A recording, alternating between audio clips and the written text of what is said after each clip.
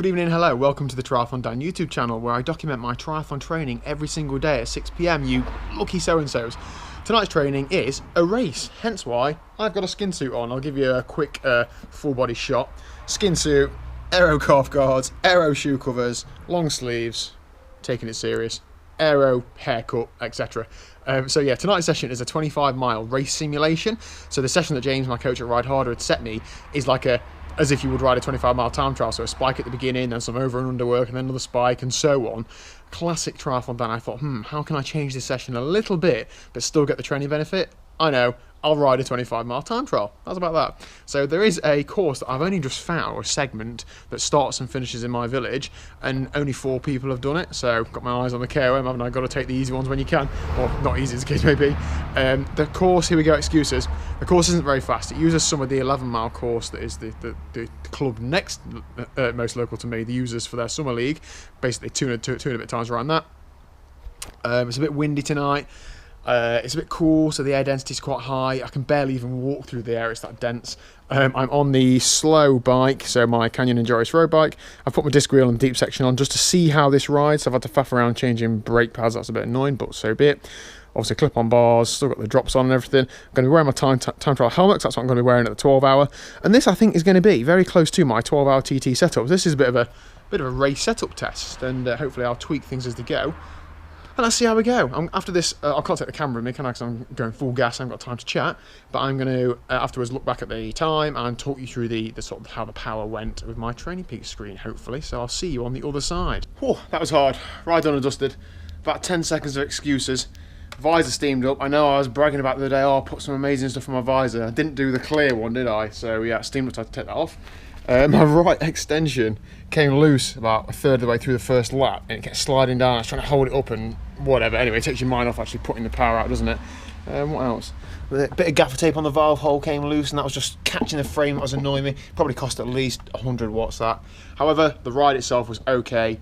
Started wazzing it down halfway through, so I had to take it a bit easy on the bends, but you know, it's not a real race, is it? So let's have a look at the stats. Here's a little top tip for you. Steal a hairdryer off of your other half, then she buys a new one, then you keep an old one in the garage or the shed or whatever.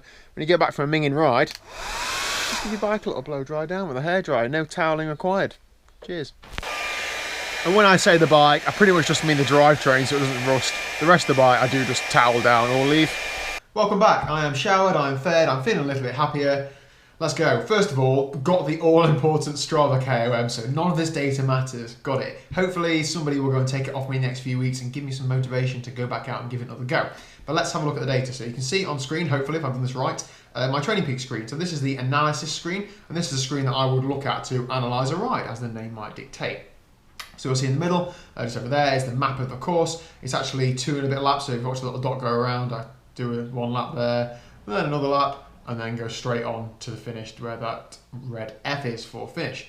Along the bottom, I've got where you'll see like a gradient graph. That is obviously the gradient. The pink line is power, the green line is speed, and the red line is heart rate. Over to the right, you'll see the entire workout stats. So just over an hour, normalized power 344 watts, 25.2 miles.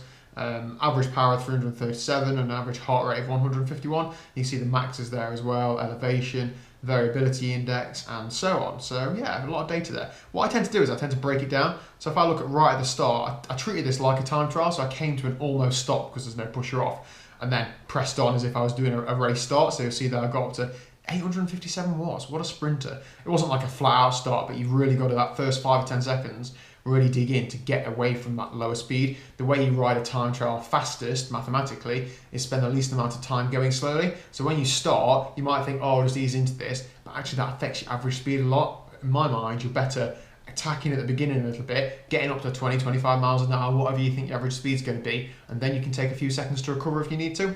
But feeling pretty fresh at the beginning, so I was able to pretty much press on. So let's exclude that first little bit.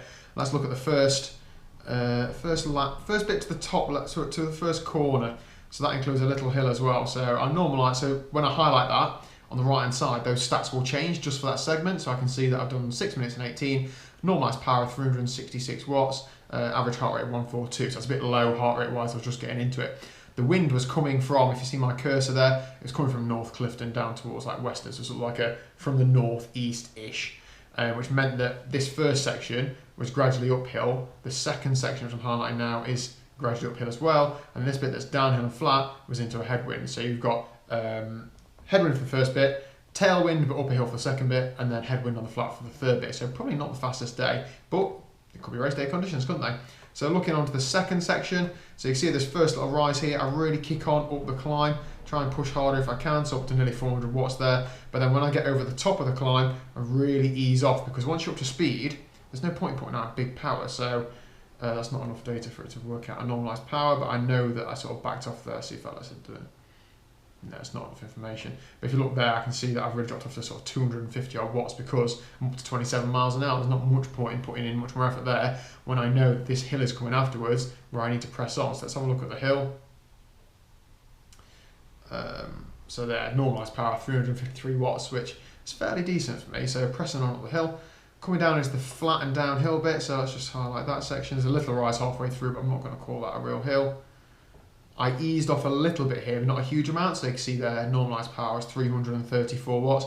My heart rate's down at 152, so it wasn't too hard. Of course, I had the second lap in mind, so let's have a look at the second lap.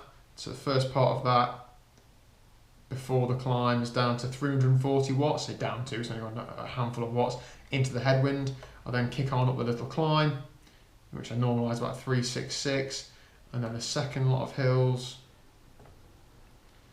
normalised 348. It ended up being a pretty sustained effort. Normally time trialing is like on and off, you're working hard up hills and then easier downhills, but because I had headwind on the flatter and downhill bits, I mean, I started to work quite hard to get up to a decent speed, and then on the uphills, I had a tailwind, but then I started to work quite hard, so I was going up a hill, so it worked out to be quite a sustained effort, which actually worked well. So let's look for the last section. Yeah, the last section I have a normalised 345 watts. So actually a fairly consistent effort, no real massive spikes and downturns. What I am keen to do is keep doing this course and compare the power files as I just have, perhaps in different conditions, perhaps in the same conditions, just to sort of see what rides fastest. That for me felt like I was about 90% effort, so it felt like I had a little bit left to go, but it was still a good hard ride. It was actually a 1 hour power PB for me as well. My theoretical threshold is a bit more than that, but I haven't done a 1 hour power greater than that. And to say that was in aero position, and it was raining and minging and whatever else, and I hadn't really prepared for a race, super chuffed. So gives me a lot of confidence, gives me some data to work with for the 12-hour time trial, because my bike setup was similar to what I'm going to use at the 12 hours. So it gives me a bit of an indication as to what sort of speed I can expect.